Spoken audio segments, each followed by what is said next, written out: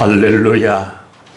너희 여인들아 여호와를 즐거워하라. 찬송은 정직한 자들의 마땅히 할 바로다. 오늘도 그 은혜를 힘입어 찬양하며 예배할 수 있도록 은혜 주신 것을 감사합니다. 오늘도 우리의 드려지는 이 예배 가운데 성령 하나님 충만함으로 임하여 주옵소서. 그래서 볼 것 보고 들을 것 듣고 받을 것 받아 우리 가운데 주어지는 은혜로 충만하게 하여 주시옵소서. 모든 예배의 시종에 우리 하나님의 크고 놀라운 은혜를 주실 때 우리로 받기에 부족함이 없도록 역사하시옵소서. 모든 예배 시종을 주의 거룩한 손에 의지하며 우리의 구주 예수님 이름으로 기도드립니다. 아멘. 아멘. 할렐루야. 오늘도 우리의 주어지는 말씀이 실상이 되기까지 하는 말씀을 확인하면서 은혜를 나누려고 하는데요. 자, 오늘 우리 함께 받을 말씀 열도록 하십시다. 누가복음 2장 열어 34절, 35절, 2절 읽도록 하겠습니다. 시몬이 그들에게 축복하고 그의 어머니 마리아에게 말하여 이르되 보라, 이는 이스라엘 중 많은 사람을 패하거나 흥하게 하며 비방을 받는 표적이 되기 위하여 세움을 받았고 또 칼이 내 마음을 찌르듯 하리니 이는 여러 사람의 마음의 생각이 떨어내려 함이니라 하더라. 아멘. 우리 지난주에 시몬이 이 성전의 결례를 행하러 나온 어린 예수를 안고 하나님을 향하여 종을 평안히 놓아주신다고 크게 기뻐하며 이 아이를 통하여 이는 이방의 빛이라고, 이는 영광이라고 아주 크게 찬양을 했던 것 기억합니다. 그렇죠? 그런데 그 찬양을 하고 나서 이 아이와 또 그 어머니를 바라보면서 이 아이에 대한 예언을 하고 있는 말씀입니다. 이 아이를 예언하는데 시몬이는 우리 지난 시간에 본 것처럼 성령의 충만함을 받은 사람이었죠. 또 성령이 항상 그와 함께하던 사람이라고 그랬지요. 또 그날 성령의 인도를 따라 성전에 들어왔다고 그랬지요. 그러니까 그야말로 성령의 감동, 감화를 받으며 인도를 받는 이 사람이 지금 이 아이를 안고 그 어머니를 바라보면서 이 아이에 대해서 장래에 되어질 일을 예언하고 있습니다. 여러분, 하나님의 말씀이 예언되고 예언된 말씀이 이루어져 가는 과정이 성경이죠. 그래서 성경은 하나님의 말씀을 먼저 선포하시고 선포해 놓은 말씀이 이루어져 가는 것, 그 이루어진 증거와 이루어진 것을 우리는 실상이라고 합니다. 그래서 믿음은 바라는 것의 실상이다. 우리에게 하나님이 말씀을 주셨는데 그 말씀을 붙들고 살아가다 보니 그 말씀이 어느 날 이루어지고 있더라. 이루어지는 현장이 실상입니다. 그렇죠? 그래서 하나님의 말씀이 오늘 실상이 되는 이 과정, 오늘 우리 조금 추적을 하면서 은혜를 함께 나누려고 합니다. 자, 오늘 우리 읽은 말씀 다시 한번 확인해 보면 시몬이 그에게 축복하고 그의 어머니 마리아에게 말하여 이르되 보라, 이는 이스라엘 중 많은 사람을 패하거나 흥하게 하며 이 예수로 인하여, 이 아이로 인하여 흥할 자들이 일어나고 패할 자들이 일어나는 귀한 역사가 있을 것이다 말씀합니다. 또 뒤에 뭐라고 그럽니까? 이는 비방을 받는 표적이 되기 위하여 세움을 받았고, 비방을 받는 표적, 구약에 수없이 예언된 메시아가 비방을 받을 것을 예언해 놨는데 또 그것을 모형으로 많이 계시를 했는데 그것이 확실히 이루어지는 표적이 될 것이다 하고 말을 하고, 이제 마리아에게 직접 하신 말씀 뭐라고 합니까? 또 칼이 내 마음을 찌르듯 하리라. 큰 칼이 폐부를 찌르는 듯한 고통을 받을 것이다. 이거는 이제 십자가 아래서의 예수 서 있는 마리아를 미리 보게 하는 말씀입니다. 자, 이 말씀을 조금 구체적으로 이 세 가지 오늘 어떻게 이루어져 가고 있는가, 실상이 되어져 가고 있는가 하는 것을 보고자 하는데요. 먼저 우리 구약의 역사들을 쭉 읽어가다 보면 그 역사 중에 똑같은 하나님이 개입하셔서 하시는 일인데, 그 하나님이 하시는 일 앞에 어떤 사람은 그것이 저주가 되고 어떤 사람은 그것이 축복이 되는 현장입니다. 분명히 하나님의 말씀은 누군가는 흥하게 하고 누군가는 망하게 합니다. 참 이걸 보면 그 대표적인 사건 중에 하나가 이 저 애굽에 살고 있는 이스라엘 백성들, 그들에게 이제 하나님이 그 애굽에서 그 히브리 민족을 끄집어내는 과정에 하나님께서 행하신 일이 10가지 있었죠. 그 10가지를 우리는 재앙이라고 그럽니다. 재앙이란 말은 애굽 쪽에서 재앙이죠. 이스라엘 백성들은 재앙이 아니죠. 애굽 사람들은 한 가지 한 가지 내릴 때마다 재앙이었습니다. 그러나 그 재앙이 쏟아지는 가운데 그 히브리인들은 그것이 자기들을 구원해내는 사인이죠. 하나님이 우리와 함께한다는 증거지요. 하나님이 모세를 통하여 이루실 일들의 확증이지요. 그러니까 이들은 그것을 바라보면서 하나님을 기억하고 하나님의 역사를 찬양하고, 그리고 마침내 때가 되어 거기에서 모든 것을 취하여 나오게 되는 해방의 역사를 맞지요. 그런데 애굽은 어떻습니까? 쏟아질 때마다 마지막 재앙으로 다 죽임을 당하는 끔찍한 일까지 만나게 되는 것을 봅니다. 하나님의 말씀은, 특히 예수 그리스도는 오늘 이 시대 더 종합적으로 하면 예수 그리스도와 그의 말씀은 이 세상의 확실한 분기점입니다. 누군가는 그것으로 인하여 흥하게 되고 누군가는 그것 때문에 망합니다.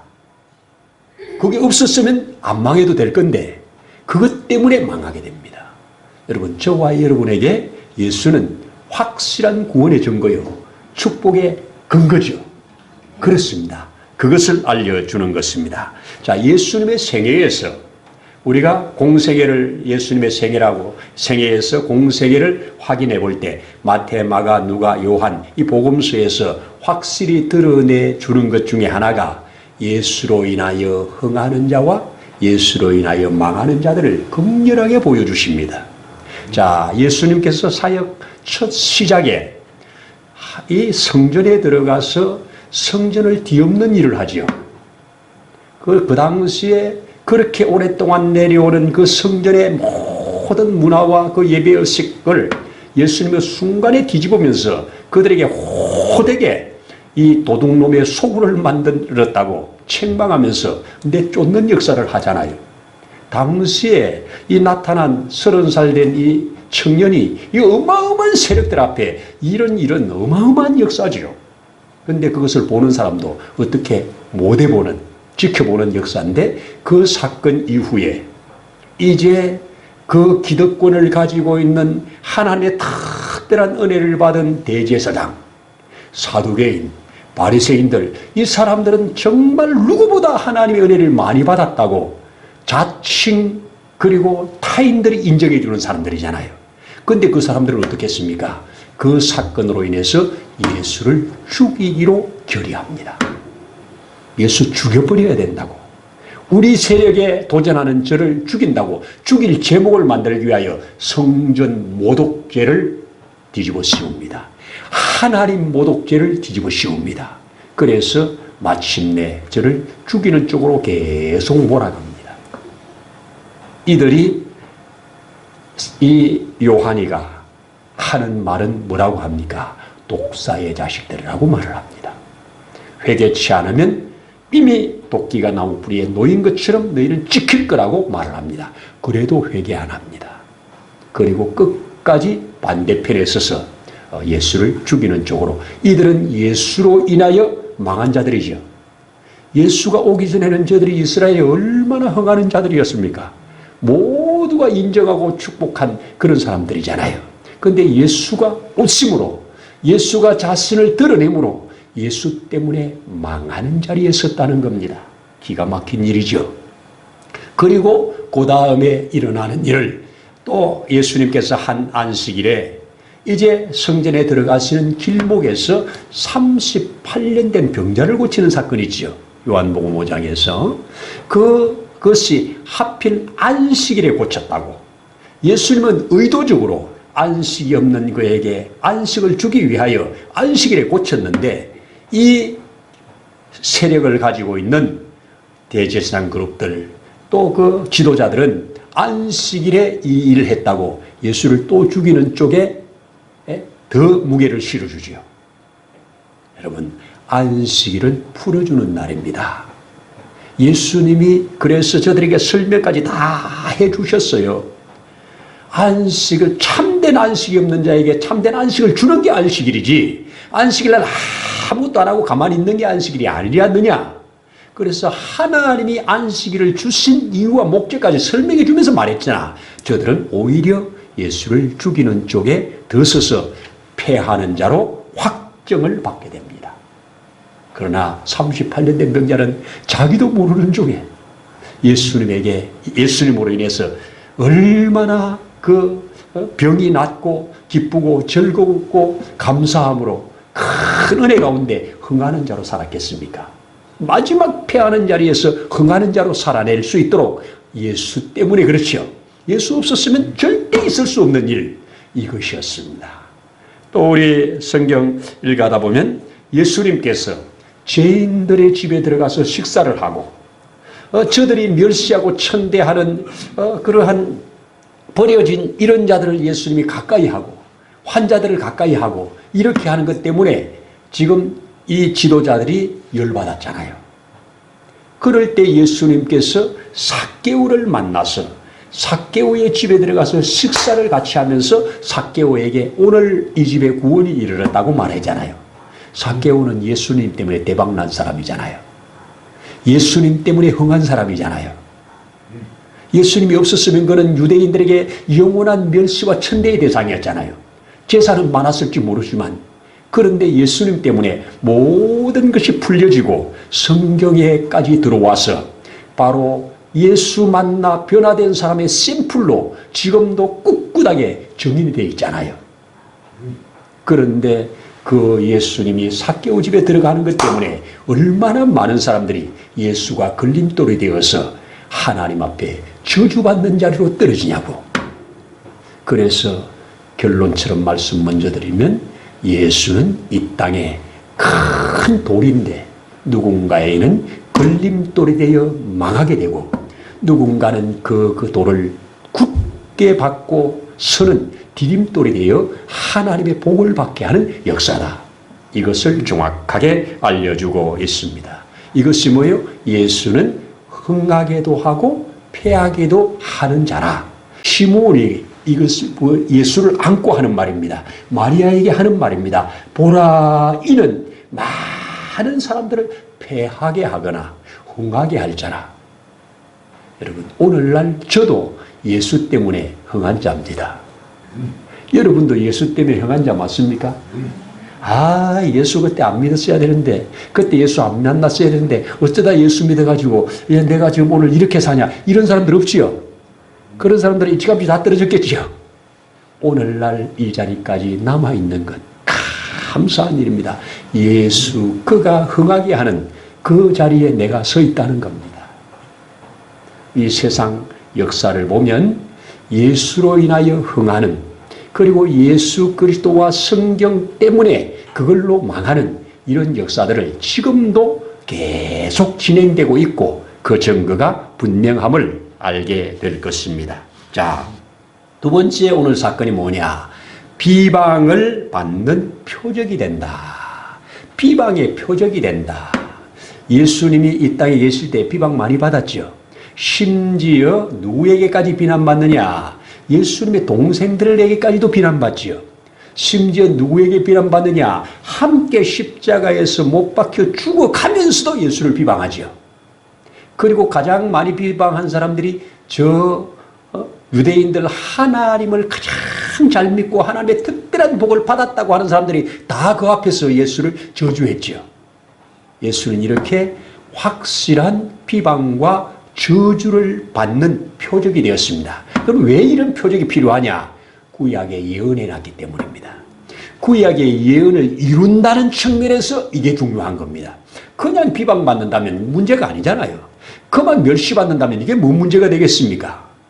그런데 예수 그리스도는 하나님께서 구약을 긴 시간 동안 미리 말씀해 놓으시고 미리 어떤 모형을 통해서 보여준 것이 지금 확실하게 이루어지고 있는 것 때문에 이것이 중요한 겁니다. 그래서 이는 이 비방을 받는 자의 표적이 될 자라 이렇게 말했는데 그것이 실상이 됐습니다. 그러면 구약에 어떤 예언이 있느냐? 크게 두 개만 제가 보여드리는데 하나는 이사야입니다.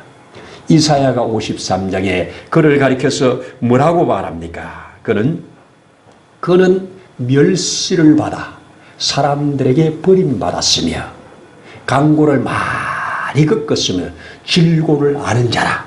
우리도 그를 귀히 여기지 아니하고 이렇게 말합니다. 그가 자기 백성들에게 왔으나 자기 백성들이 그를 배척하는 이런 역사들. 그렇죠? 그럼에도 그는 그들을 버리지 않고 오히려 그들의 죄를 다 끌어안고 자기가 하나님 앞에 속건 제물이 되셨다. 이 속건 됨을 보고 자기도 만족하게 여겼다. 하나님도 그래서 축복하셨다. 이게 이사야 53장의 핵심이잖아요. 그렇습니다. 그리고 예레미야 같은 경우는 아예 말씀을만이 아니라 자기의 삶으로 예수의 모형이 된 사람입니다. 왜?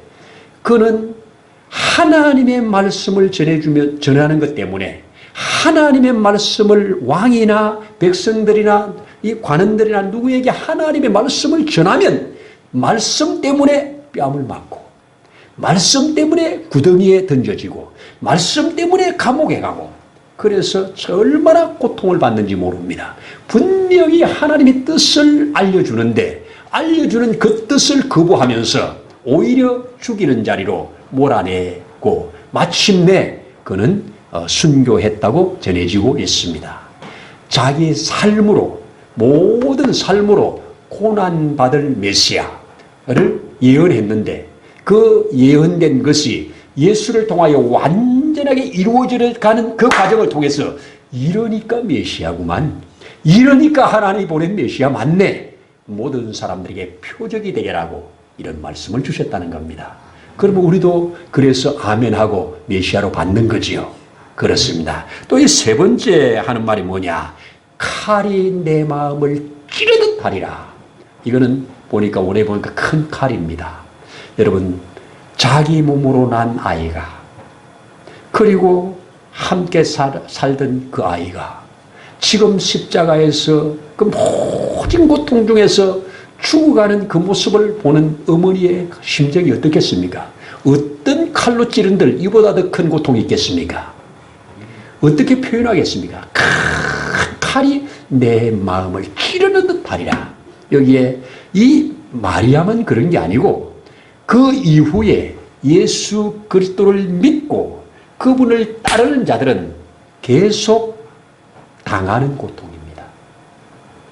예수 돌아가신 이후에도 예수님 계실 때도 예수 믿는 것 때문에 순교당하고 예수 믿는 것 때문에 가산 다 뺏기고 예수 믿는 것 때문에 거기 살지 못하고 쫓겨나가고 예수 믿는 것 때문에 사자박도 되고 얼마나 끊임없이 찌르는 듯한 고통을 받습니까? 그런데 그들은 그 고통의 자리에서 피하여 도망가지 않았습니다. 마리아도 끝까지 지켜봅니다. 끝까지 지켜보는 그 자리, 그것이 곧 부활할 영광을 바라보게 될 자리입니다. 절대로 마리아는 그 당시 그 예수님의 죽으심 앞에 부활하실 것을 몰랐습니다. 몰랐어요. 몰랐음에도 이 고통 중에 그분이 주시는 메시지, 그분이 주시는 말씀들 하나하나 새기면서 그 자리에 있어야 될 자리에 있음에 마침내 그 후에 주어지는 복도 받게 되더라. 그래서 모든 사람들의 마음에 숨은 것을 드러내게 될 자리라. 이 자가 그렇게 한다는 겁니다. 그래서 예수는 그 속에 감출 수 없는 마음들을 다 드러나게 하시는 분이다. 큰 고통을 주어서 그 고통 가운데 토해내게 하신다. 토해내게 함으로 그 토해낸 그 자리에 하나님이 생명을 다시 주어 부활 생명 받게 한다. 이것이 우리 주님이 지금 이 시몬을 통해서 이미 말씀해 놓으시고 말씀해 놓은 것을 이루어 가니 이것이 실상이 되어진 것입니다. 여러분 오늘날 우리의 삶 속에서 멀리 가지 말고 오늘 이 시대 우리가 받은 이 세대를 한번 보자고요. 하나님을 거역하고 종교를 아편이라 하고 하나님은 죽었다고 하는 공산주의, 유물론으로 기초해서 세워진 공산주의들이 처음에 번성하여 일어나는 것 같으나 시간이 갈수록 어떻습니까? 망하고 패합니다. 흥할 수가 없습니다. 망하고 패합니다. 그런데 반대로 하나님의 말씀인 성경을 근간으로 만들어진 법, 대표적으로 이스라엘, 미국 대표적이죠. 이 이스라엘과 미국의 법이, 헌법이 우리나라에도 대부분 가지고 왔는데 그 가지고 온 그 법이 성경에 기초한 법입니다. 성경에 기초한 법의 핵심이 뭡니까? 사람을 존중하는 겁니다. 그리고 하나님을 인정하는 겁니다. 하나님을 예배하는데 모든 것들을 다 합력하는 겁니다. 이것이 바로 하나님을 중심으로 해서 하나님의 말씀을 근간으로 해서 만들어진 법, 이런 법들이 제대로 잘 집행되는 나라는 부하게 됩니다. 이거는 누구도 부인할 수가 없습니다. 왜? 하나님이 그렇게 말씀해 놓고 그렇게 이루어가기 때문에 이게 하나님이 세계를 운행하는 방식입니다. 그래서 예수는 이 시몬이 그때 말한 이 사람은 패하게 하거나 흥하게 하는 시금석이 될 것이다. 이는 많은 사람들이 그 앞에 칼을 찌르는 듯한 고통을 받을지라도 그것이 오히려 사람들에게 그 마음을 드러내어 주께로 돌리게 하는 역사가 될 거다. 이런 말씀들을 해주는 것 우리는 넉넉히 아멘할 수 있죠. 하나님의 말씀에 해서 그래서 우리 대한민국도 우리 이승만 대통령께서 나라를 세우실 때 제일 뿌리가 뭐냐? 하나님을 가까이 하는 것이 내게 복이라. 여호와를 자기 하나님으로 삼은 나라 곧 그 기업으로 빼냄을 받은 자는 복이 있도다. 이 말씀이 대한민국을 세우는 근간의 가장 뿌리였습니다. 그 뿌리였습니다.